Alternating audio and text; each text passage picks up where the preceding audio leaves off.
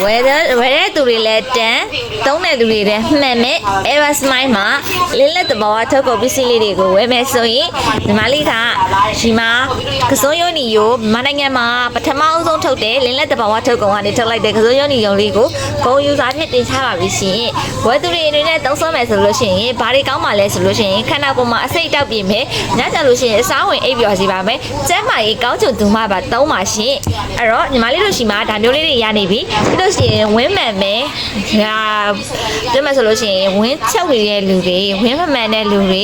ဦးထဲမှာပေါ့နော်ဦးရှင်းတန်းရှင်းရေးလုပ်ချင်တဲ့လူတွေပေါ့နော်ဒါပေမဲ့ဝင်းသွားရလားဆိုတော့အဲ့လိုလည်းမသွားပါဘူးရှင်အဲ့တော့ကိုယ့်ရဲ့ခန္ဓာကိုယ်ကိုဝင်းမှန်နေတဲ့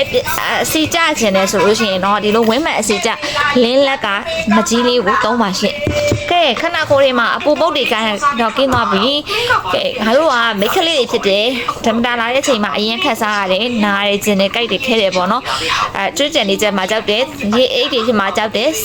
လူမျိုးယောဂဝိညာဉ်တွေကိုပျောက်ကင်းစေမဲ့လင်းလက်ကနေပြီးတော့ထုတ်ပေးထားတယ်ရှားဆောင်လက်ပတ်ရှိပါတယ်ရှားဆောင်လက်ပတ်ကဆိုရင်ဖြင့်သူကခန္ဓာကိုယ်ထဲမှာရှိတဲ့အဆိပ်အတောက်တွေကိုသူကပြင်စေပါတယ်ရှင်ရှားဆောင်လက်ပတ်ကလေးရှိပါတယ်ဒါလေးကတော့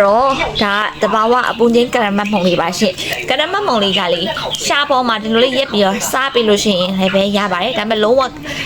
မကြည့်တော့ဘောနော်ဒီထဲမှာပါတဲ့ဟိုဘယ်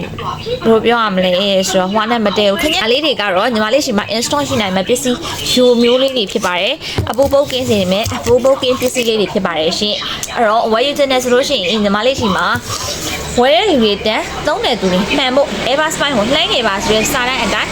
ကဲ Mama Snick လေးနဲ့လုပ်ပေးထားပါပြီဒီ Mama Snick လေးအတိုင်းဝယ်မယ်ဆိုလို့ရှိရင်တော့ cashback တွေအများကြီးပြင်ရမှာဟုတ်တယ်အမြဲဆုံးလာပါလို့ဖိတ်ခေါ်ပါတယ်ရှင်ဒီမလေးကတော့ Ever Smile ပရိကောင်းပါရှင်ကျေးဇူးပါ